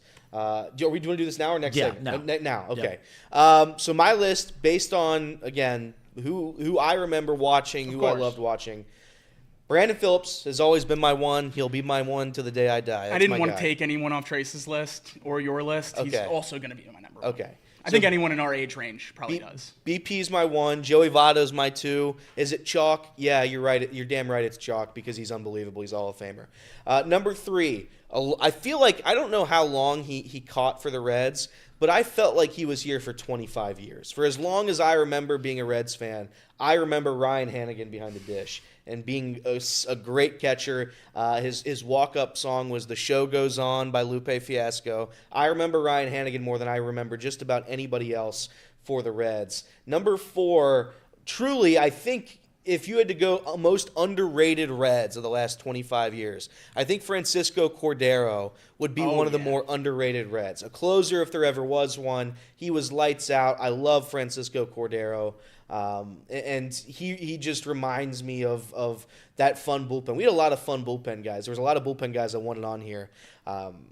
There was, Sam LeCure. There was Micah Owings, Jose Arredondo. There was so many. Daniel Ray Herrera. There were so many Reds relievers. Bill Bray that I remember. But I remember Francisco Cordero more. And the 5th one, it was so many names. I could have gone Arroyo. I could have gone Aaron Harang. There was Johnny Cueto. There were so many names I could have mentioned. The one I went with, because I remember him more than anybody else, is Mike Leake. Mike Leake, the story of him allegedly stealing the shirts. Don't know what happened there. But that story I remember so vividly, and I remember playing in MLB The Show. Mike Leake was always my guy. Was never really the best pitcher in the world, but had a solid career with the Reds, and he could rake a little bit. If you needed a hit in the 19th inning, you were going to Mike Leake, who was more than willing to go up there and swing the bat. Those were my 5 that I remember very vividly growing up watching the Reds. My 5, a little overlap, but good for us, not too much. Okay. Number 1, as I think it is for most 18 to 25-year-olds, it's Brandon Phillips. I mean, not only was he a great player at second base, but he was the most electric guy to watch in the entirety of the league. He was so much fun, and I absolutely adored him as a kid. Number 2, wasn't here for very long, but we talked about him before the show, Yasio Puig. Yasio Puig was so much fun. The punch against the Pirates, the conversation between Jesse Winker and the fan that he got traded. So many great memories of just very few games with Yasio Puig. The wild horse bobblehead we talk about on this show, I feel like all the time. Unbelievable. Great Reds tenure for him. Number 3, another guy who wasn't here for very long, but like Puig, a lot of great memories, most notably a bat flip heard around the world in Pittsburgh. It's Derek Dietrich. No one wore a sleeveless jersey better than Derek Dietrich. He was phenomenal. As a Pittsburgh hater, universally any sport, when he took Chris Archer into the lake twice, that was as good as it gets. Number 4, the guy I'm going down to see tonight, one of my favorite Reds of all time, Luis Castillo. He was absolutely dominant on the mound here in Cincinnati, made an all-star game, and I just absolutely loved him when he was here for the Reds, so it's only right that he comes back tonight and he's in my top 5. Number 5, a name that I also have brought up a lot on this show anytime we talk about Joe Zerhus, and my favorite in-stadium announcement, and that's why he's number 5, Jose Peraza. That's a good Loved one. Jose Peraza. Loved the in-stadium announcement. That middle infield with him and Jose Iglesias was a lot of fun, but I lean Peraza. A couple good names in the chat they're listing off right now. Fetters, Drew Stubbs, RM, Logan Ondrusik. Remember him? Tall guy. There we go. Very, very tall. Alex Couch also said Stubbs. Adam Rosales, if you remember Adam Rosales, he'd had the fastest sprint speed whenever he hit a home run. You have, who else was in here? I saw Nick Kirby did Will Benson. Now, I think that was a try-hard move by our good friend Nick Kirby. I think he knew what he was doing with that. But he had Paul Janisch on there. I remember Paul Janisch more than I remember anybody else. I remember Juan Francisco. There's just some obscure Reds. Trace had Johnny Gomes on his list. I loved Johnny Gomes is great. Johnny Gomes did the hat or the helmet adjustment 400 times every at-bat. So Mesoraco, Colin Will, great pull. Mesoraco's awesome. great. So there's so many good ones, and this is like the Xavier Paul, says Kelby Moore. Xavier Paul was a fun one. Noah Hornback says Suarez, obviously, and Corky Miller, AJ. There's so many good ones. Nick Massett was a reliever that I remember. No one's saying Frazier is surprising. Todd? Yeah, I think he's probably one of the most liked players in Cincinnati. Pulled. Frazier probably would have been on my list, but I thought it was too try-hard. Very so fair. I Fair enough. went to a different direction. But That's the closest us, sub 40 Reds fans have gotten to a World Series. That was our championship. That was our championship. We That's won the our only trophy we've ever seen. There's a lot of overlap on mine, but you'll be surprised at the name that's on here. It's an easy one. It's the same one as Joey Votto's there. He's an all-time great. I don't think you get to pick Joey Votto. No, I'm picking Joey. I don't think you get to pick him. The difference between me, there's a lot of differences between me and you guys. You're allowed to be critical of stars. I don't know why we act like stars are critical immune of him to because he criticism. did TikToks. You're reframing that away, but yeah. Continue on. Joey Votto, right there. I put Votto / Ellie De La Cruz just because the fact that you get to watch 2 of the all-time Reds greats. I think I just put them together. Votto / Ellie De La Cruz there. Brandon Phillips, I think that's an easy one. There's some overlap. Yasio Puig, the Pirates fight, as you mentioned, but the bobblehead, that's one of my favorite bobbleheads as far as that goes. Aroldis Chapman, I'm surprised that name doesn't get brought up. I know closers right now get a lot of the WWE treatment. They get they've always had the entrance music, but we've gotten real creative with how some of these closers come out in the ninth. But there was a different, whoever the closer is for the Reds, no matter who they throw out there, there's an energy for it. You want them to win, but when Chapman came out, you were witnessing something that no one else was doing in baseball at that time. So Chapman, there was just a different energy in the ballpark every time that he ran out to close out a game. But this name, I know it's not technically a player, but still one of my all-time favorites. I'm going to put old Dusty Baker on this list. I love Dusty Baker. I wish I was on radio and doing media during the time that he was run out of Cincinnati, because you think my Votto TikTok dying on that hill was worth a battle for me. I was so pro Dusty Baker, I would have taken a bullet for the man. I'm all about Dusty Baker, and the Reds have been looking for answers ever since moving on from the guy that ruined Cincinnati Reds baseball. So there you go. Dusty Baker. David Bell was actually Elliott's 6th. David Bell was my just 6th. cut off. He was going to be my number 1, but I thought it was too on the Too nose. clickbaity. Yeah. David Bell was my number 1. And there you go. All right, we'll step away for a few moments. We'll close it out on the radio side. This is Off the Bench, presented by United Dairy Farmers.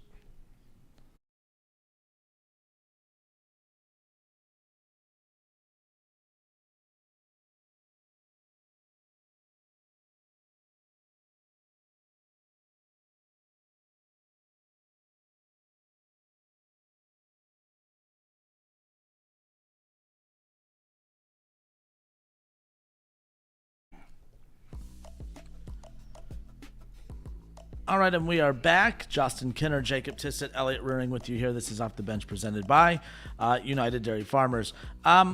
Look, I got poked fun at yesterday for a lot of reasons, but I was referencing the standings a lot when we're talking about the Reds on the show. And I'm like, I really don't care who's in first or last in any of these divisions, but I am kind of keeping a close eye on who are the Reds keeping pace with, who are the Reds falling behind a little bit. And you know, you talked about the NL West as a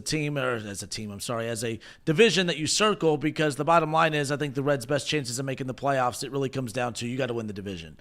You got to win the division, because over a 162-game season, I'm not confident, despite the fact that they, have played pretty well against the Giants. They're coming off a series win against the Giants last week, and probably should have won the opening series against them. But either way, as we sit here right now, 162 games, are they going to keep pace with the Giants? Are they going to keep pace with the Dodgers, who are right now in a wild card spot, as silly as that sounds, talking wild card? But those are the teams that are going to be in the mix for that. Dodgers, if they get healthy, they're winning that division, no questions asked. The Padres are off to a hell of a start. That's a team can the Reds keep pace with? The Giants, can they keep pace with them? The Diamondbacks, no one's talking about them because that's a loaded division and everyone's focusing on the top three at this point. And the Giants are beating everybody except the Reds. I think 3 of their 4 losses are against the Cincinnati Reds at this point. So you look at the fact that you pay attention to what the Cubs are doing. Obviously, the Brewers are right there in the mix. The Reds have dropped 3 or 4 against the Brewers already here in the early goings, and they just swept the Pirates in their division. You got the Cardinals coming up. I know I don't really care about where the Reds are in the standings for, say, they're third in the NL Central. I don't care about that. But I am, from the very beginning, going to be paying attention to the teams that the Reds are going to have to keep pace with throughout. And so far, they're keeping pace with all the teams that are going to be in the mix, and that if the Reds are in the mix, those are the teams I feel like we're going to be following pretty much for the majority of the season. Yeah, I think looking at that list you just read through right there is kind of why we've resigned ourselves in this city to you either win the Central or you don't get in. I mean, just looking at those names in the wild card right now, I think we all unanimously agree that the Dodgers are probably going to win that division. I would say so. Either way, with them and the Padres, I don't think the Reds are on the level of that team. Obviously, they've had a decent time with the Giants so far. Would have had the season series if they had hung on to that last game in San Francisco. Obviously, let it fall through their fingertips. It's going to be a tough hill to climb for a team that's 12-4, playing some really, really good baseball right now in the Giants.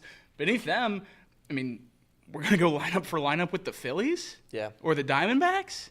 I just don't see it. So the more and more I look at the National League wild card, the more and more I think the Reds' only chance of making the playoffs is to have a better record than the Cubs this year. And it just, kind of resigns us to one spot instead of 4. And it's a, very, tough place to be as a team that's, trying to break through and get that chance again. We'll see. Again, I think that begging for other help is not the answer. So when you talk about the wild card and you talk about those other teams, you talk about the Phillies and the Braves and the Mets, and you go down the NL West, and just about everybody's competitive except for my Colorado Rockies. It's brutal. It's brutal for the Reds to try to squeak in as a wild card. You have to take advantage of divisional games, and luckily that's what they did this weekend against the Pirates.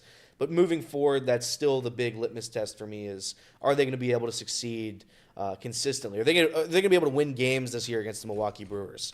Because the fact that they still have our number all these years later is preposterous. I mean, it's just preposterous. They have to get that dealt with eventually, and I'm hoping this is the year to do it. The Cardinals aren't good. The Brewers are if you want to call the Brewers good, that's your prerogative. They've been good for a long time. I don't see the Brewers making any sort of noise in the postseason whatsoever. I don't think the Cardinals are good. I don't think the Pirates are good at all. I think the Pirates are a borderline 70-win team, maybe, if they're lucky. So the Reds, I think, are the second best team in the division. Rotational-wise, I think they're the best team in the division, and that should take you all the way to the promised land. But you can't, and this is what we talked about last year, you can't get swept by anybody. Correct. And that's just not divisional, that's anybody. They got swept so many times last year, and it felt like every single time they swept somebody. They swept the Yankees last year, and then were immediately swept by the Detroit Tigers at home. And then went in that stretch with the Rockies, Marlins, and Nationals right before the All-Star break, sub 500. You can't do that. This is the go time for the Cincinnati Reds. You have to take advantage of the schedule. This is as easy as you're going to see all season long. And I'm hoping that this is going to be enough to propel them, maybe give them some confidence, them being the offense, give them some confidence that you're going to be able to compete for a long time this season. It's just all up to you. You guys got to get on base, and they eventually have to cross the plate somehow, some way. 1-0, 2-0. It's not a great method for success. You can win that way because Hunter Green's unbelievable. Right. But you can't bank on it every single night. So in terms of optimism, in terms of me jumping all the way in on the Reds, no, I'm not jumping all the way in. But I'm going to be hesitant, I'm going to be careful, and I'm going to be cautious.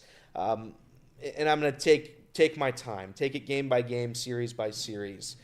Don't get swept. Please don't get swept by anybody. And if you're able to win the night, go win the series, and we'll just stack them up. Yeah, obviously these 3 games right now against the Mariners, we said they aren't, one of the best teams in the league, but certainly 3 formidable pitchers, Bobby Miller, Luis Castillo, and then Brian Wu. Next 3 games against a struggling Baltimore team, but still, a team going into this year that was projected to win right around 100 games, be a no-doubt World Series contender. After those 6 games, you have a stretch here where you can make up serious ground. Yeah. And this is the conversation we had before that Pittsburgh series this weekend. Obviously, the Reds were able to complete the sweep. If the Reds are going to try to be where, we all think they're going to be this year, or where they could be this year, you have to take care of everyone below you. You cannot lose series you're supposed to win, because I don't know how many series you're supposed to win. So when you play, Miami for 3 games, then Colorado for 3 games, St. Louis for 4, and then Washington for 3, you got to get out of that 13-game stretch at 9-4. Yeah. You have to dominate the few teams below you. And they did that over the weekend with the Pirates. They proved, hey, we are a step above them in the National League Central. We are better than this Pirates team. And that's important. That means something, not just for the fan base, but I think for the guys in the locker room as well.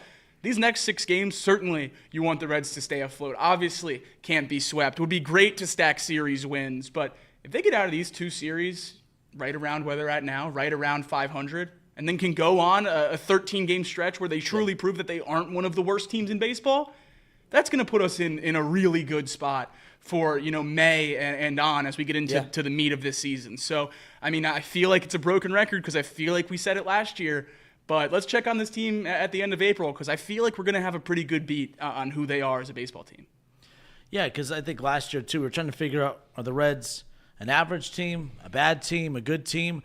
Then you'd see them go do what they did against the Yankees. You're like, all right, we got something. Yeah. And then they'd get swept by one of the worst teams in baseball a series after. It was just a roller coaster of a season, and they were inconsistent. I don't know who the Reds were. When you lose to so many bad teams, you lose so many series to bad teams, but then you're competitive with some good teams. You're just not a good team. You're not, you're able to rise up to the occasion for the, the good teams to be competitive, but you're not mentally tough enough to close out teams that you should beat. That's why I know you guys aren't all in, and I'm not saying I'm all in, but that's why I love what they just did against the Pirates. Yeah. The fact that, they could have taken two of one, I'd still be happy with that.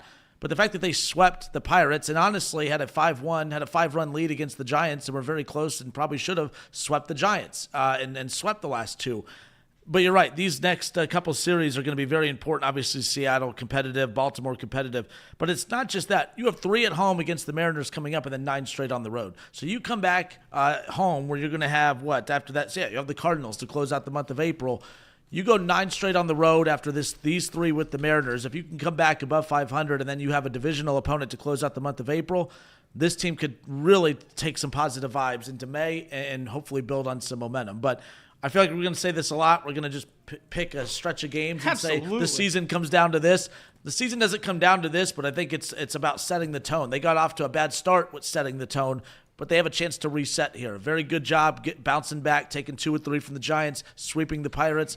But all of that momentum that they've been able to establish and pick up means nothing if you go and lay an egg against the Mariners, get swept by one of these teams coming up, or just completely drop the ball going 9 straight on the road.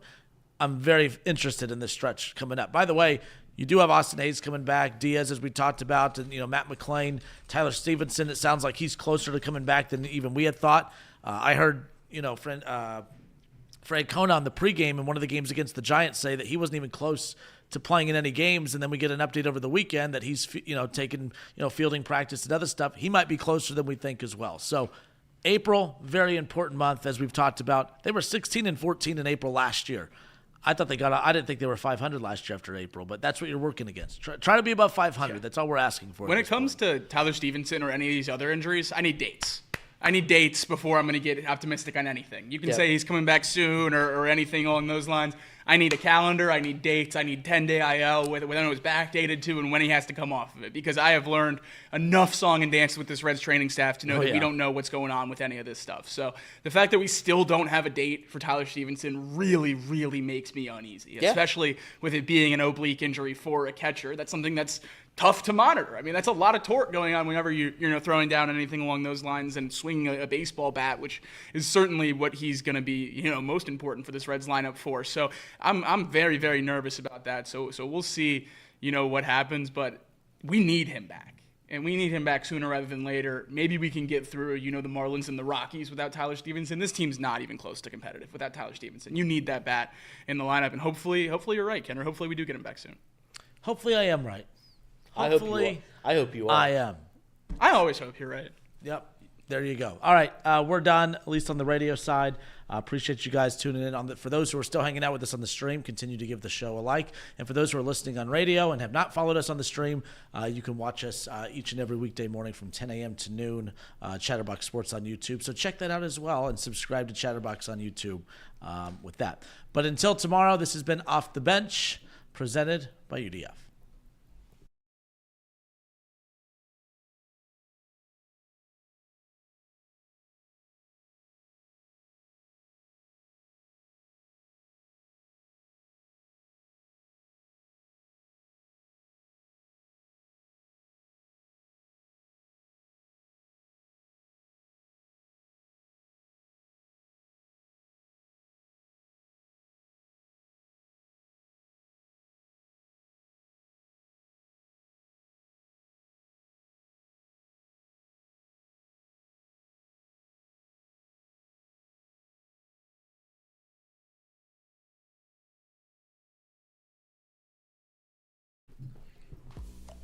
If anyone knows a good plumber, send him my way.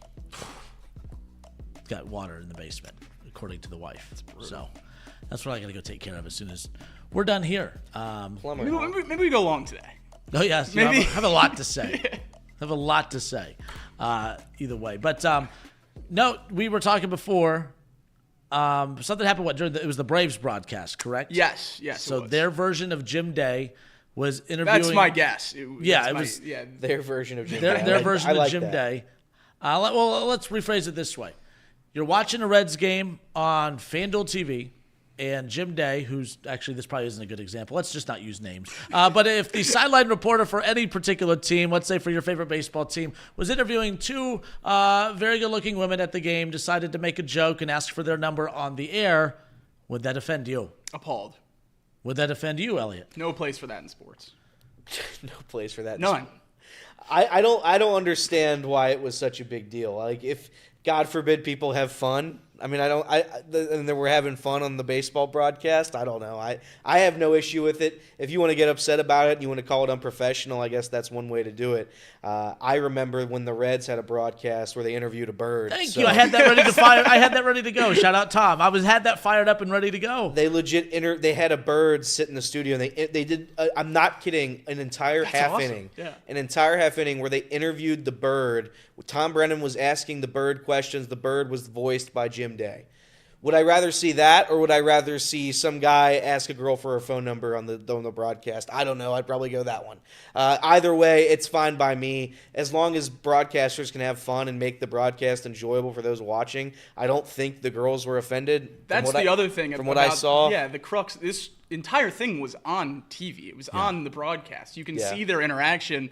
He wasn't disrespectful or, rude in any kind of way to these girls. He was, on air and talking and having fun, and they were laughing. And I thought it was, a fun little segment on a broadcast for a team that's 4-11 this year. Maybe trying to just spice it up a little bit for your fan base that has watched abysmal baseball for the first 15 games of the year. So I certainly don't have a problem nobody's with saying you should make it this isn't a recurring segment. Yeah, like a segment on every game. Like, can this guy go down and get phone numbers? Like, that's a little weird. But a one-off thing, I truly have no issue with it. And I thought that if we were all going to have fun and smile, I think that's probably the way to live life, is just smile as much as you can, have fun. As long as nobody's hurt by it, that's all that I care about. Fake outrage. It's fake outrage. I don't know how that offended or bothered anybody. We're so conditioned to being offended by everything. I mean, I was watching the clip and I was waiting for an uncomfortable moment to happen, and it just never happened. So I watched it again.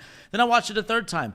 There is nobody that's uncomfortable in that clip whatsoever. So you had the two broadcasters who were messaging down to the sideline reporter, if you will, saying, "Hey, make sure you get their numbers." And like as a joke, and he's laughing, and he looked at the lady and said, "Hey, they're telling me to make sure I get your number." And she goes, "Oh, they're making you. They're telling you to Off get the the number." backboard, D-Wade to LeBron. Yeah, she was joking too. And then the clip ended, and I moved on. And then I see so many media people out there, the do-gooders, getting their feelings all hurt, saying how this is unacceptable. This is just, it's uncalled for. What are we doing? Why is everything a problem? Why are we offended at absolutely everything? Now, if that female was uncomfortable and she comes out and says, "Hey, that was really embarrassing. He made me uncomfortable." All right, fine. But that's not what happened here. Right. Fake outrage. Second fake outrage in almost as many weeks.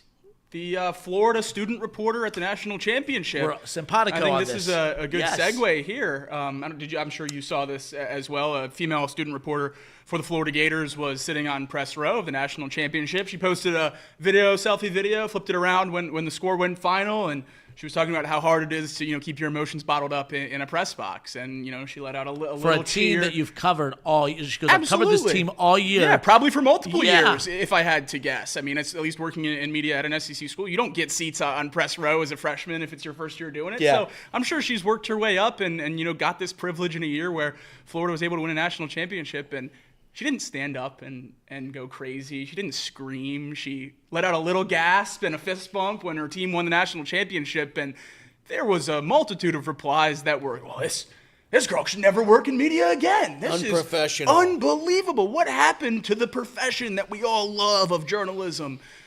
Nonsense. God forbid you make sports Nonsense. fun. Yeah. As media is becoming so content-based, especially on through social media and others, I have no clue what they truly expect of these reporters. And she also worked for the ESPN affiliate over there as well. And again, the old school media folk, they get very protective of media row over there. Also, funny enough, how many student sideline reporters of the Final Four teams do you guys know? Because you know her. Yeah. She got a lot of followers. Yeah, Sure, she she got a did. couple job interviews. So I'm fairly certain it's going to work out all right for the young lady who used her platform to go viral multiple times throughout a tournament run. I think that's a pretty good way to set yourself up for post-college, especially working in a space like this. And student reporter too also is very Correct. important. She is a student at Florida who is, yes, is a fan and a supporter of her now alma mater. But we all, for any school that we went to, I mean, Jacob happened to go to two that like to do a lot of winning, by the way. But that if you were a reporter going to those games, I'm not saying you'd be jumping up and down doing cartwheels, OHIO in the press room. Maybe you would actually. Let's just be clear. It is Jacob. But it is what it is. I'm glad you brought that up because that was back-to-back weeks where we've had the old school media with the fake outrage on social media. Maybe you should retire and let people have fun because there's so many other things in life to be mad about. This isn't it. This isn't one of them. Yeah, I was in the Auburn press box for the final Iron Bowl of my tenure there, the Jalen Milroe Hail Mary down the sideline, and after the sack that seemed to ice the game for Auburn, none of their media were very professional. It was as loud as you could hear. So this isn't a one-off for a college student. I think when big plays get made across the country, especially in college press boxes, where it is more relaxed than a professional setting, where there are students thrown throughout, where a lot of times there's not even reporting students that are there for, visits and shadowing and everything along those lines. This happens nationwide on scales much larger than what we saw on the sideline of the national championship. So I didn't understand the outrage for this at all, and I think it might honestly be the new normal if we see, her have success outside of this. There you go. All right, well, anything else before we wrap it up? No, I don't know if I have too much. Good luck to the Reds tonight. Hopefully they win. I think I am going to the game. Very fun. I think I've changed my mind. I think I'm going to go tonight. It's going to be cold. How cold is it supposed to be? Well, it's going to be windy, too. Right. Let's see. A little weather check for the game. Weatherman Elliott coming back. I took my suit home, so I can't do that. Wind all day. It's going to be 50 degrees, but windy. Yeah. As windy as it could be. No sun in sight. So good luck to us as we sit and weather the storm. Maybe Nick Lodolo will be our shining light. That's right. No, we got any bets? We got any other bets? Ellie to hit a home run? I mean, I wasn't kidding in the first segment. I'm putting every dollar I can find on this Nerfy. It's going to be hilarious when it doesn't hit. We'll see. Water getting higher, boys. It's getting higher. It is. Anything else before we close it out? I'm going to be swimming in the basement. Anything else? Let's take a look at what's tomorrow's weather. Let's take a look at next week's weather. Elliot. No. Don't got to tell me twice. The weather for tomorrow. There we go. Looks like it's going to be low of 38, high of 57. I've got a nice day on Friday. Windy. Which Friday? This Friday. Oh, this Friday. Maybe next? Maybe what? Would you like to see the weather for Easter Sunday? Let's. Easter Sunday, 46, high of 64, no sun. Good. When you're hunting for the eggs. The eggs. You do an egg hunt at your house? No. No. No kids. That would be weird. Well, I just He didn't ask if you had kids. I didn't ask if you had kids. I said, do you do an egg hunt? Why would? What? I just want to know if you. I want to know if you and your wife are Pretty hunting eggs. straightforward question. I hunt eggs. I'm 25. Grow up. Damn right. No, my wife and I, we do not hide eggs for one another. So That seems kind of lame. we're kind of boring.